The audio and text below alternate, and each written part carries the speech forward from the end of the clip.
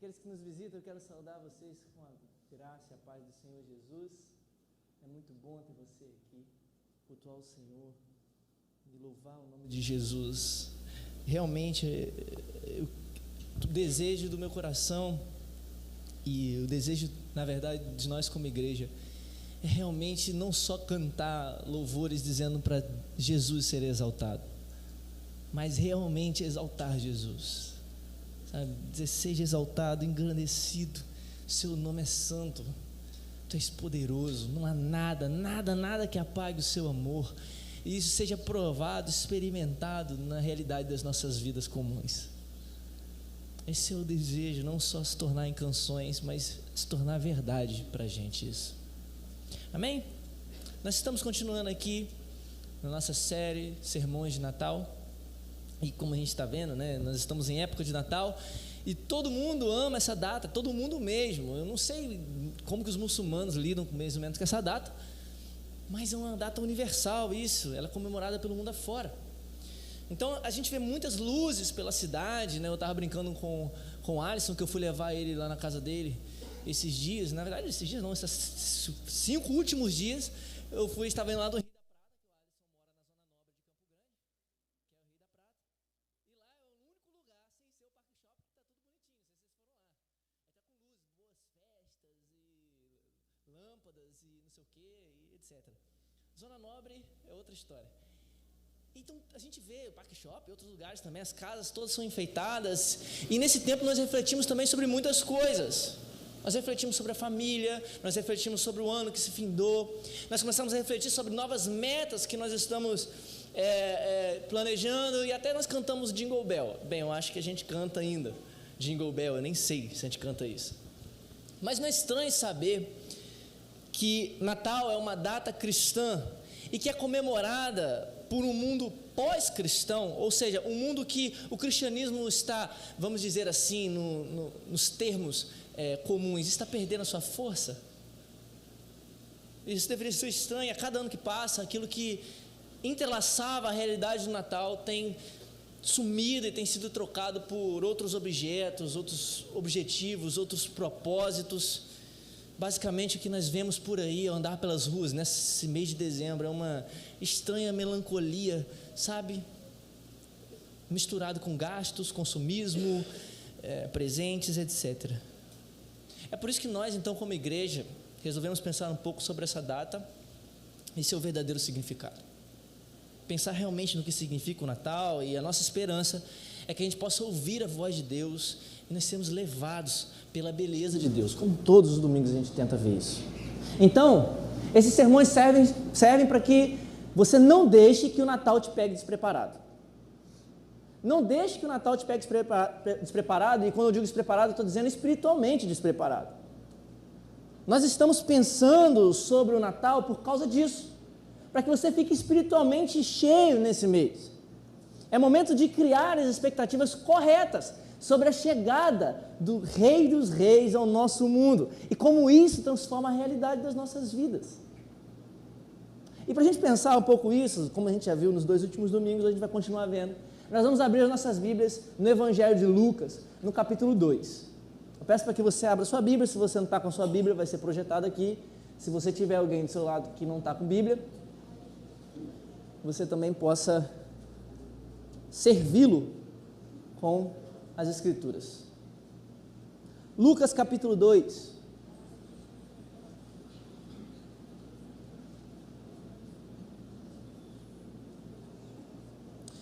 Especialmente hoje, como os irmãos da igreja já sabem, em noites de ceia nós não temos a nossa salinha das crianças.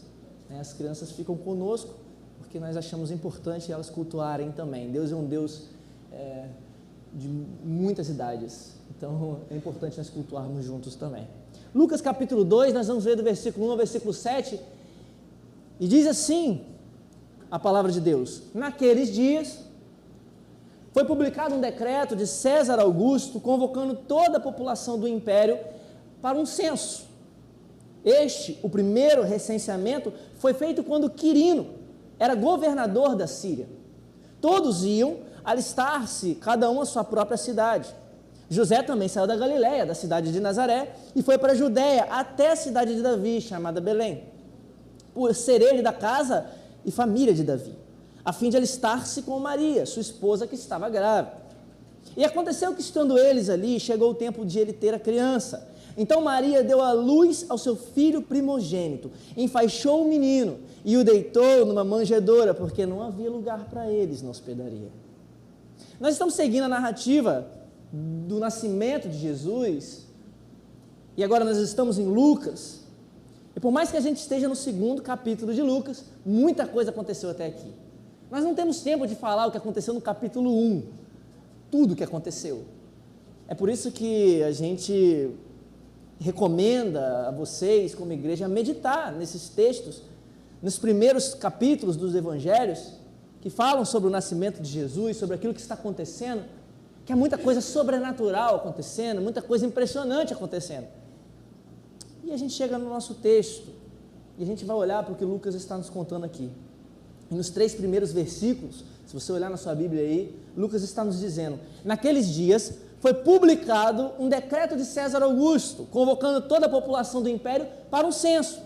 O primeiro censo, foi feito quando Quirino era governador da Síria. Todos iam alistar-se, cada um a sua própria cidade. Isso é muito legal, porque Lucas ele está preocupado em mostrar historicamente que o que ele está contando é verdade. Então ele começa a dizer, e por mais que seja uma controvérsia entre os estudiosos sobre isso tudo que Lucas está dizendo, mas Lucas está muito preocupado em mostrar que o que ele está contando é uma história verídica, não é um conto de fadas, não era uma vez, não é apenas uma coisinha por aí, é uma história verdadeira. Mas que interessante, porque ele está começando a citar personagens verdadeiros do governo do Império de Roma.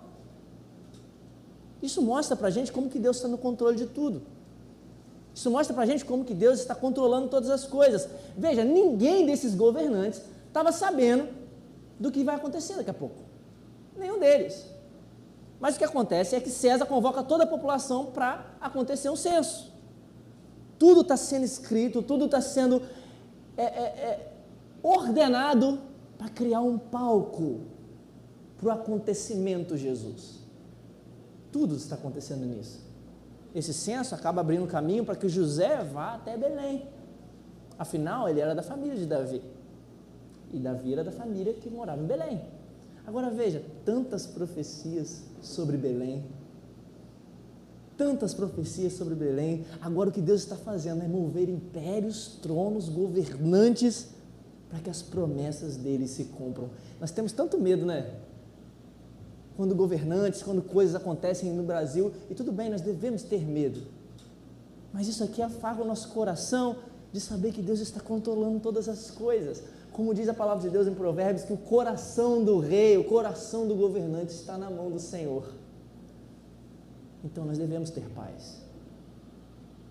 Os versículos 6 e 7, então, nos contam a maravilhosa notícia.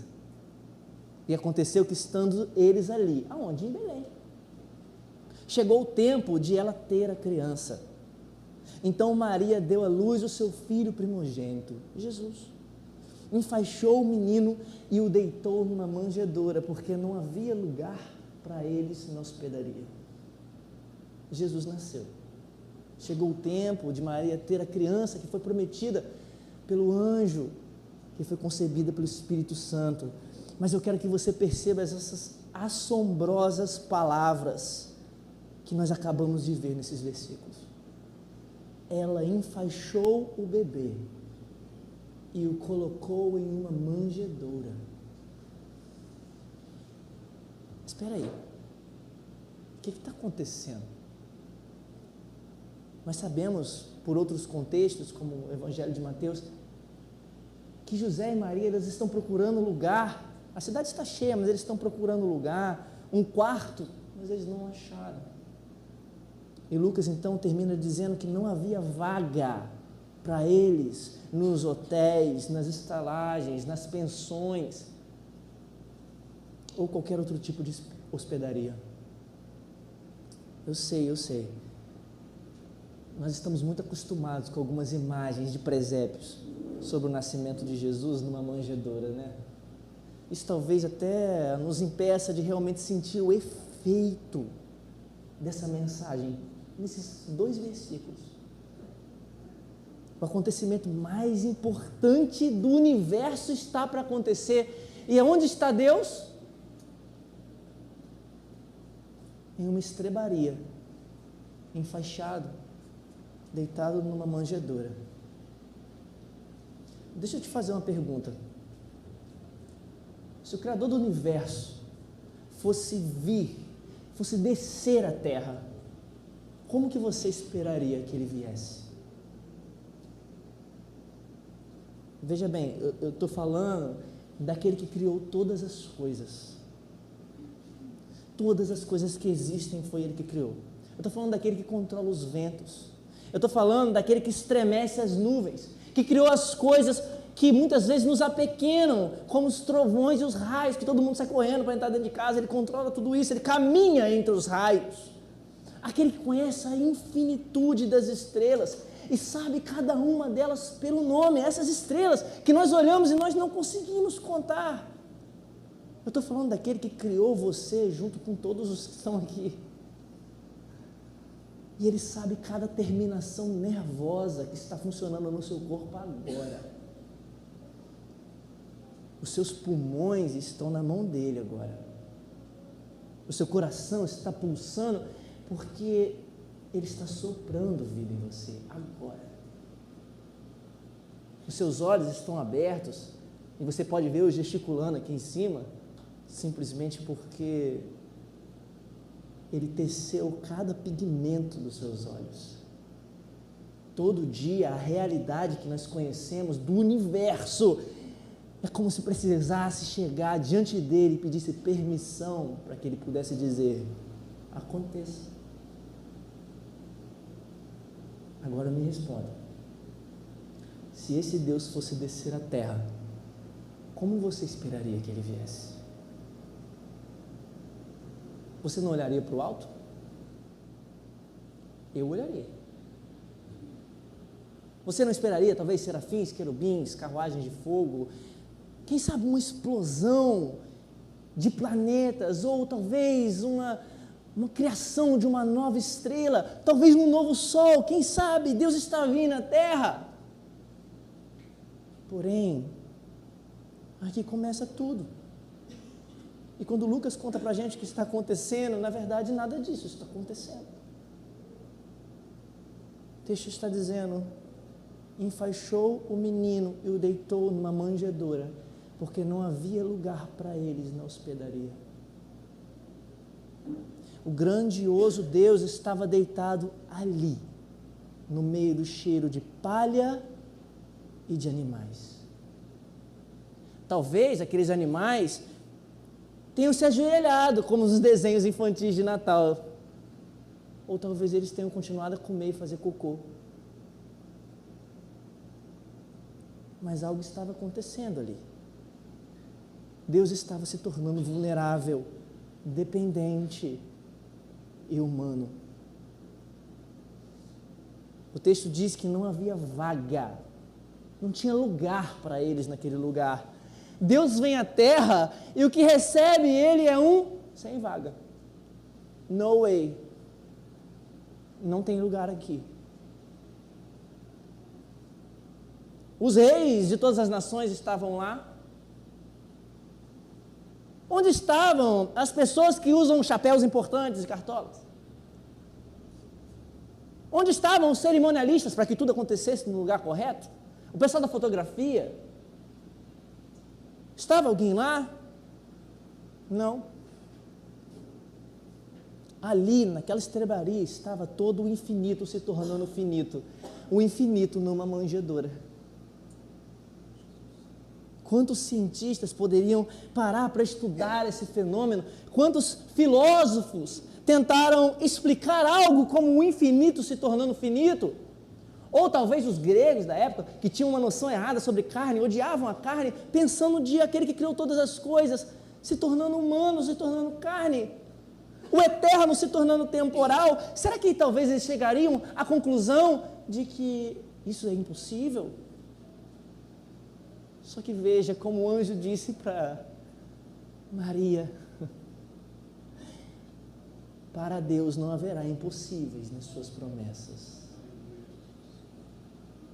E foi assim que o Senhor do Universo se despojou, insígnia por insígnia, e se humilhou, vindo do céu para assumir a forma de um homem, e um homem servo, porque todo homem quer ser Deus, mas só Deus quis ser homem, e um homem que serve. Como vimos na semana passada, ou na semana passada com Mateus, verdade, do profeta Malaquias, quando ele leu, de repente virá ao seu templo o Senhor a quem vós buscais, a profecia de Malaquias, 400 anos antes de algo acontecer, e ali naquela manjedoura ele estava, e os céus beijaram a terra, o noivo se tornou uma só carne com a sua noiva, e no momento em que os olhos daqueles bebês se abriram, o mundo onde os sonhos todos estavam abortados, ganhou luz novamente. Mas que ironia! Naquele dia, pouco mais à frente, como na semana em que o Alex pregou, se fez um mar de asas estendidas, o que ninguém estava vendo. Se fez um mar de asas estendidas, e o maior coral da história desse planeta aconteceu. Glória a Deus nas alturas e paz aos homens de bom coração. Mas só tinham poucos pastores, e na verdade o maior público que estava ali eram simples ovelhas. Os anjos cantaram para mais ovelhas do que pessoas. Talvez isso queira dizer alguma coisa para nós.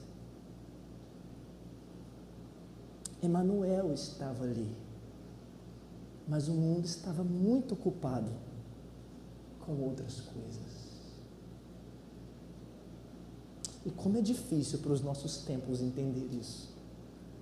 Nós também estamos ocupados com muitas outras coisas, e nós insistimos que se alguém tem a solução para os nossos problemas, se alguém tem a solução para a nossa realidade, esse alguém deve ser muito importante, deve ter as credenciais corretas, deve estar no lugar correto, deve ter nascido da família correta, com certeza tem um poder aquisitivo correto, ou tem uma boa aparência.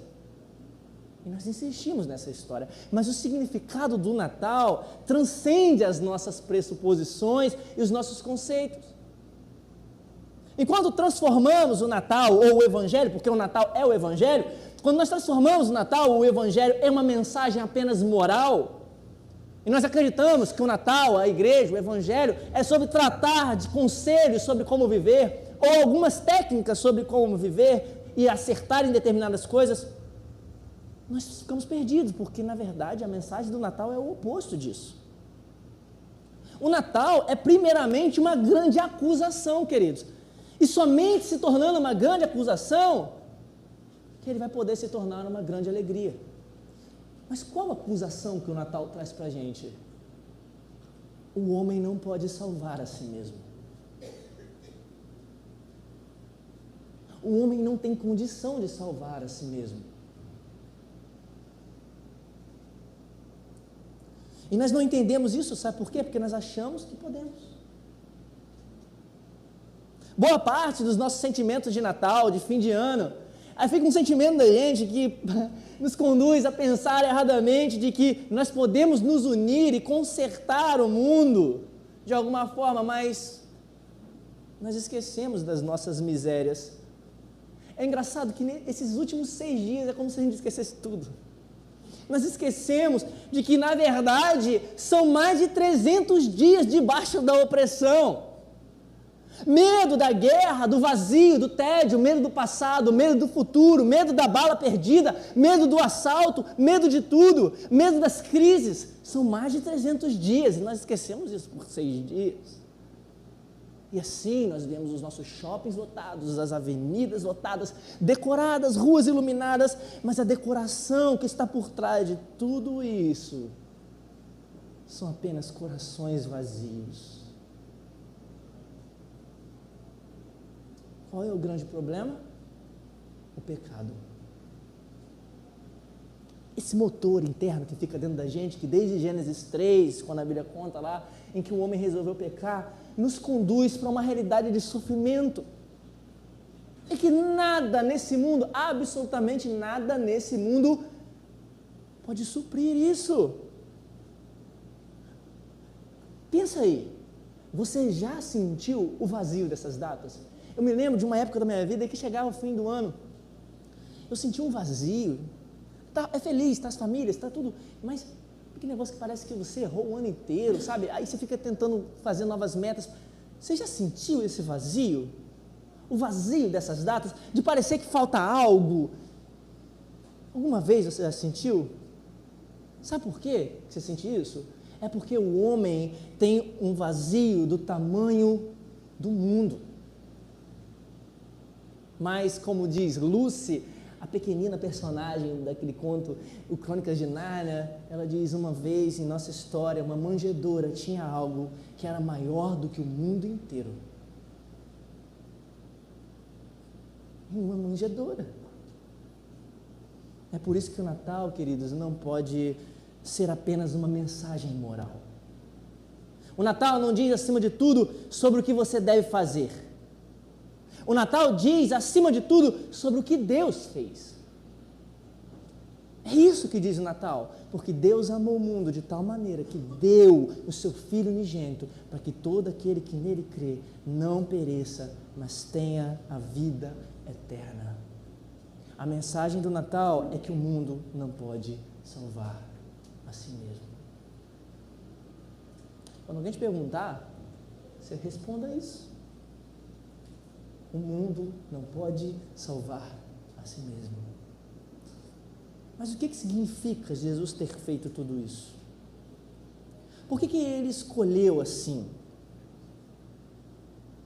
Se nós estamos conjecturando como que eu pensaria que Deus viria à Terra, nós também podemos perguntar, e perguntar não ofende, por que Deus escolheu então vir dessa forma? Por quê? O que está por trás daquela manjedoura, daquela estrebaria? Por que uma manjedoura? E a resposta, queridos, que é para contar a grande história. Continuar, na verdade. A grande história que foi tecida por um longo e rico fio carmesim, que ligou aquela promessa lá em Gênesis 3, de que o filho da mulher pisaria na cabeça da serpente. E esse fio liga aquela promessa até aquela estrebaria e aquela manjedoura. Um lugar tão desconhecido por todos, mas o lugar mais importante para todos nós naquela noite. Deus se encarnar, sabe? Deus se tornar um bebê, sabe? Deus se encarnar em um bebê acontece porque é o meio proposto por Deus para salvar pecadores como nós. Não foi um anjo, não foi uma criatura, não foram técnicas, não foi nada disso, foi o Filho de Deus, Ele mesmo deixando o seu trono e vindo até nós. A manjedoura, queridos, é apenas o começo de um longo caminho que o Filho de Deus vai traçar até o Calvário, até a cruz. E esse caminho começa com um sem vaga e termina com cuspes e zombaria na cruz. O mesmo corpo que nesse texto que nós vimos foi envolvido em panos, vai estar nu na cruz. O mesmo corpo. Então a estrebaria, a manjedoura apontam para o Calvário e nos mostram como nós fomos salvos. Como nós fomos salvos? Por meio da humilhação do nosso Salvador. A agradável vontade de Deus, queridos, era que, e prestem atenção nisso, a agradável vontade de Deus, queridos, é que embora Cristo fosse pobre, Ele se tornou rico. Embora Cristo fosse rico, Ele se tornou pobre, para que nós fôssemos ricos nele. Essa é a grande verdade. os avisos de sem vaga, os avisos de não existe nada aqui para vocês, a estrebaria, tudo isso, em todas as hospedarias de Belém, foram por sua causa. Ele, sendo rico, se tornar pobre por você, é a mensagem do Natal. É isso que Paulo escreve aos Coríntios. Jesus Cristo, sendo rico, se fez pobre para que nós pudéssemos ser herdeiros das coisas que Ele tem. Aquela manjedoura suja, o cheiro de animais, o barulho, o sem vaga, tudo que aconteceu naquela noite foi por sua causa. O Natal, queridos, é o começo só de uma grande história de Deus se submetendo às condições de que Ele mesmo estabeleceu e se entregando aos homens que Ele mesmo criou. E sabe o que os homens fizeram? Os homens o mataram.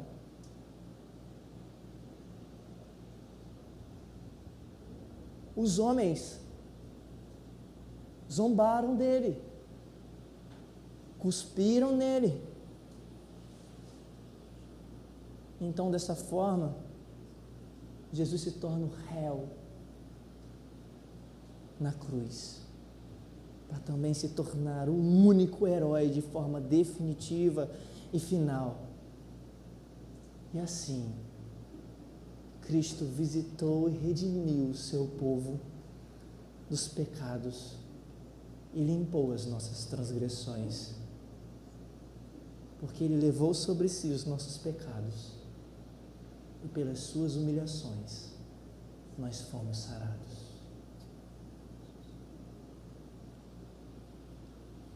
Pelo seu sangue Ele nos comprou. Jesus precisou de Maria para habitar em um ventre, mas Maria precisou do sangue de Jesus para fazer parte da família de Deus. E não só Maria, como todos nós que nos achegamos a Ele. Mas o Natal não é só uma boa notícia. O Natal é uma grande notícia, porque o Natal também é a notícia do fim da morte. Porque no terceiro dia, esse mesmo Jesus que estava nessa manjedoura ressuscitou de uma vez por todas, garantindo o nosso futuro. Sabe de uma coisa? A morte morreu de medo ao ver Jesus nascer. A morte morreu de medo ao ver aquele pequeno e frágil bebê tão indefeso. A morte morreu de medo ao ver aquela manjedoura insignificante para nós. Naquela noite de Natal, a morte estava morrendo de medo.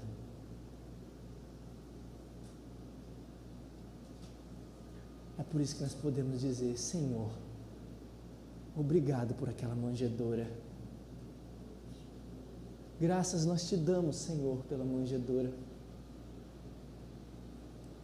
Graças nós te damos, Senhor, pela estrebaria. Por que estavam os animais ali? Mas, Deus, graças nós te damos pelos animais. Porque aquilo ali é o Evangelho. É a nossa salvação. Então agora a gente pode começar a pensar na profundidade do que Paulo quer dizer aos Gálatas, no capítulo 4, nos versículos 4 e 5, quando ele diz que quando chegou a plenitude do tempo, Deus enviou o seu Filho, nascido de mulher, nascido sob a lei. Para quê, Paulo? Paulo responde: para resgatar os que estavam debaixo da lei, a fim de que nós recebêssemos a adoção de filhos. O Natal é um presente de Deus.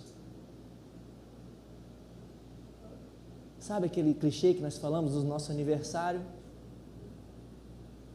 Vocês são o meu presente. Mas no Natal isso é a pura verdade. Aqueles que estão em Cristo ganharam o presente de ter Jesus. Mas nós temos que nos perguntar diante disso tudo: diante dessa grande verdade de Deus ter se humilhado, dele ter se tornado servo, que diferença faz o modo que nós vivemos tudo isso? Em primeiro lugar, deixa eu te fazer outra pergunta. Existe lugar para Cristo? Há lugar para Cristo aí? Aqui no nosso meio existe lugar para Jesus?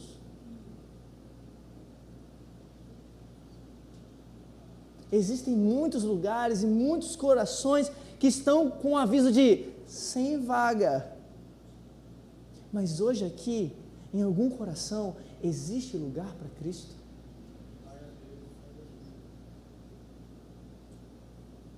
Abra o seu coração nessa noite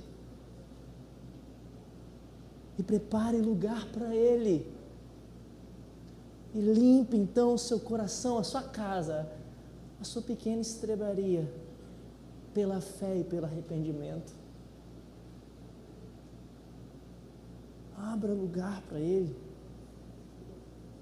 Nós temos um Deus que fez o que fez, e isso nos dá o conforto e o consolo de que não importa no final se você é um fracassado ou se você é um rei. Não importa no final o que você está vestindo e o quanto você tem. Se Deus fez o que fez, se Ele realmente fez o que fez, tudo que você precisa, querido, é da graça dEle. Tudo que você precisa é de que Ele dê a sua graça. Então, abra o seu coração para Cristo nessa noite. Abra o seu coração para que Ele possa nascer.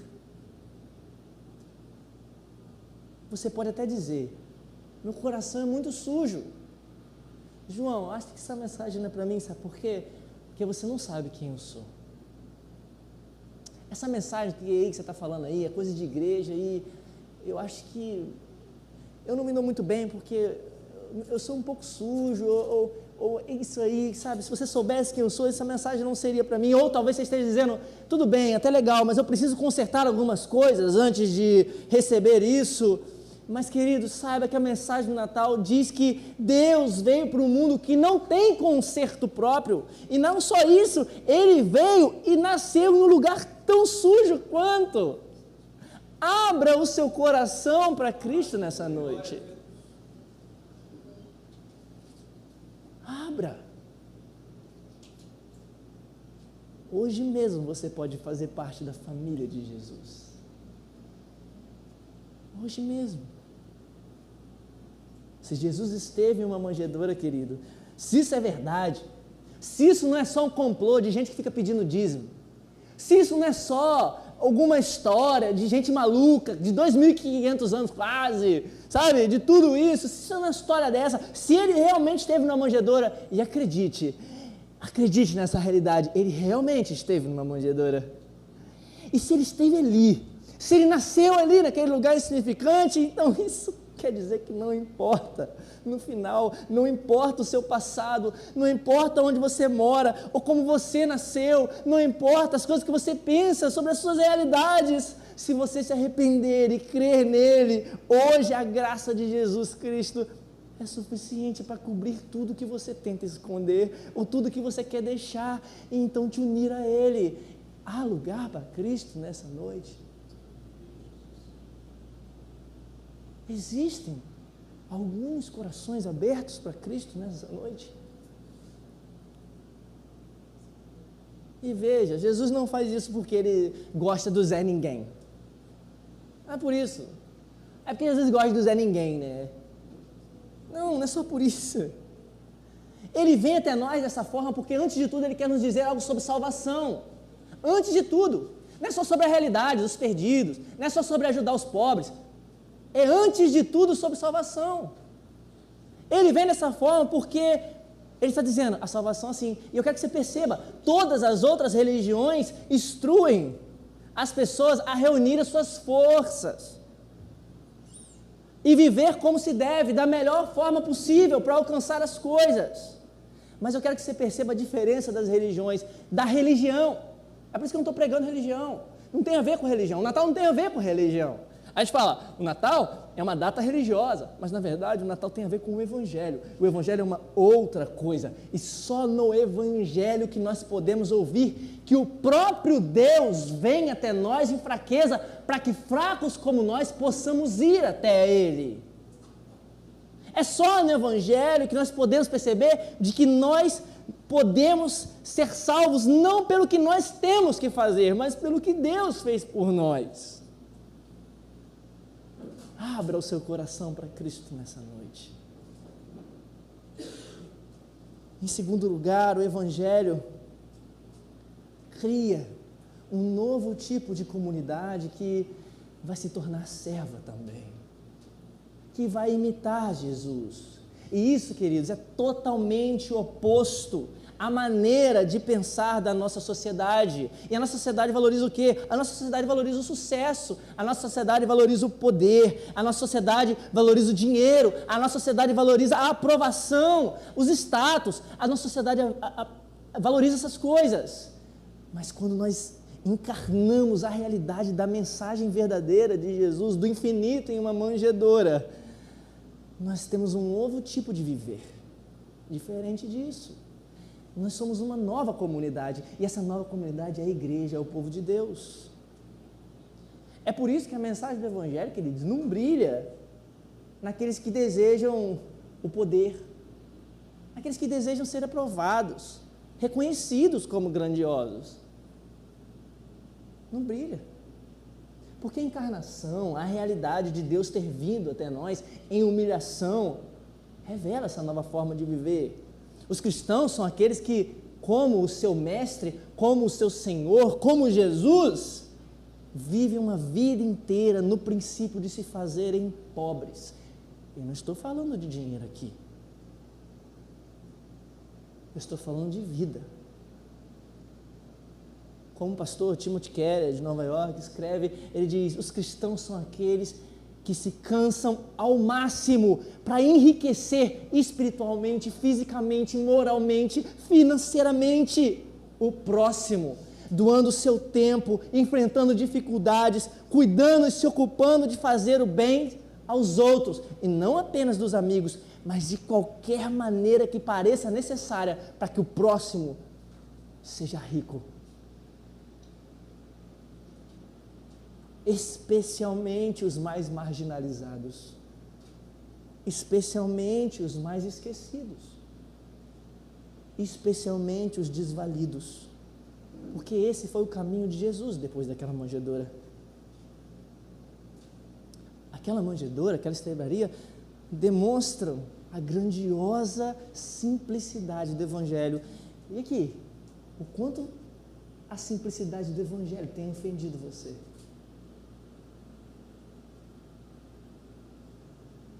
O quanto a simplicidade do Evangelho tem ofendido a sua religiosidade.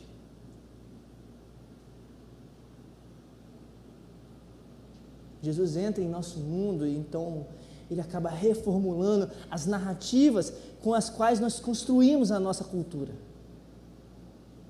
O povo daquele tempo de Jesus cresceu ouvindo histórias que tinham um pano de fundo de que você precisava ser o melhor para ter acesso a Deus.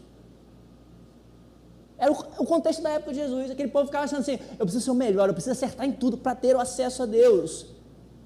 De que era necessário ser de determinada raça para ser escolhido. Era o contexto de quando Jesus nasceu.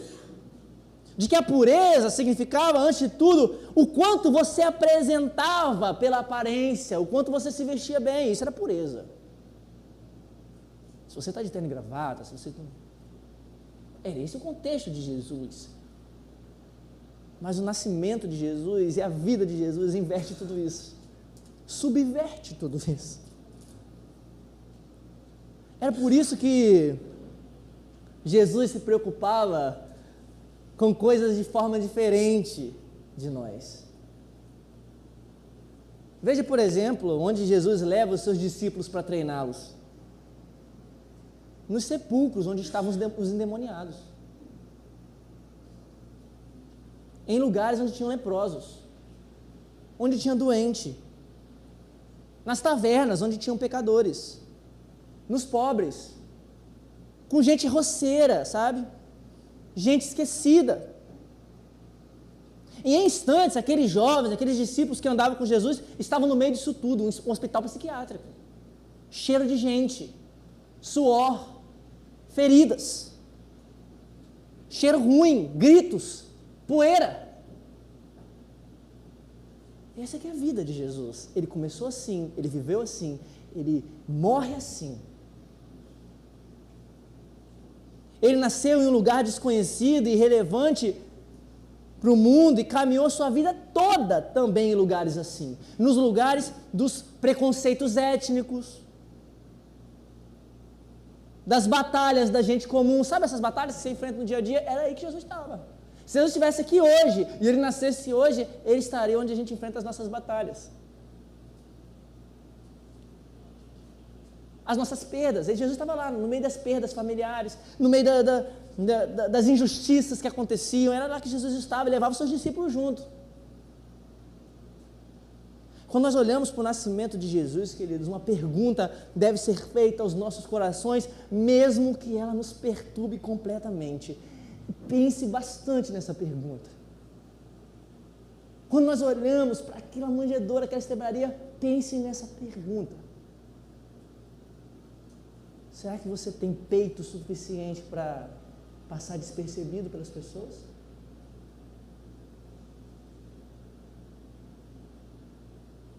Eu consigo lidar com o fato de ser ignorado? Você consegue lidar com o fato de ser ignorado? O que você mais deseja?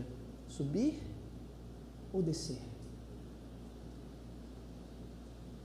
Será que eu estou disposto mesmo a fazer algo desconhecido para a glória de Deus?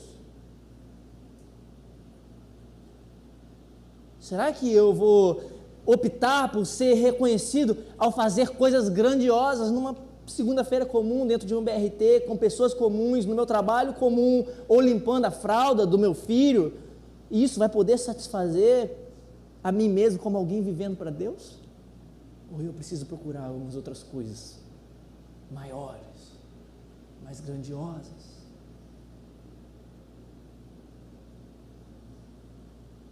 Afinal, queridos, é nesses lugares pequenos mesmo, que nós não damos atenção, que nós temos as possíveis estrebarias da vida, onde os anjos de Deus estão cantando sobre os filhos de Deus. Mas como naquela noite, nós também estamos muito ocupados com tantas outras coisas. Por fim, se Deus de fato nasceu em uma manjedoura, então sabe de uma coisa? Nós temos uma coisa que nenhuma outra religião afirmou ter. Nós temos um Deus que compreende a gente de verdade. Nas experiências mais profundas da nossa alma, Ele nos compreende. Nenhuma outra religião afirma que Deus se humilhou.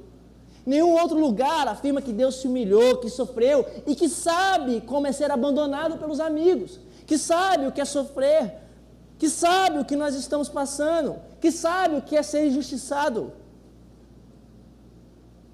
O Natal mostra que Jesus sabe o que você está passando. Ele sabe. Ele é um Deus que a gente pode virar amigo. O infinito em uma manjedoura significa que Jesus pode se dar para nós infinitamente também. Para aqueles que estão em Cristo, aquela noite fria, sem vaga, aquele celeiro, aqueles dois jovens segurando em seus braços a luz do mundo, aquele choro do bebê, o cheiro dos animais, os anjos, tudo aquilo é tão confortador, tão consolador. Tudo aquilo nos mostra o quanto e o como Jesus nos amou, e o como e o quanto Jesus nos encontra. Nós é que pensamos que Jesus nos encontrou e nos descobriu depois de a gente ter feito alguma coisa muito legal ou alguma coisa muito importante. Ou quando nós estivermos alcançado algum sonho que nós tínhamos ou alguma amplitude moral. Nós é que pensamos que Jesus nos encontrou nesse lugar. Mas Jesus nos conheceu bem antes disso, queridos. Bem antes disso. Ele nos conheceu quando nós ainda éramos desconhecidos. Quando nós ainda éramos perdidos. Quando ninguém olhava para nós. Ele nos conheceu. E eu quero que você saia daqui nessa noite sabendo que isso não teria acontecido, a não ser que Jesus não tivesse começado também a sua vida em um lugar tão desconhecido, tão esquecido, também por todos. Se ele não tivesse nascido em uma manjedoura porque não havia vaga para ele, alguém como eu, alguém como você, jamais também poderia tê-lo conhecido. Gente como a gente, que não tem vaga em muitos lugares, não poderiam ter o afago de ter Jesus em nosso coração. É por isso que aqueles que estão em Cristo não precisam mais ter medo da escuridão. Não precisam ter mais medo de nada. Porque o caminho vai ser eternamente iluminado pelos piscas-piscas da graça de Deus. Vai ser eternamente iluminado com as luzes do Natal. E por toda a eternidade, nós iremos relembrar esse pequeno bebê que se tornou um homem e morreu por nós.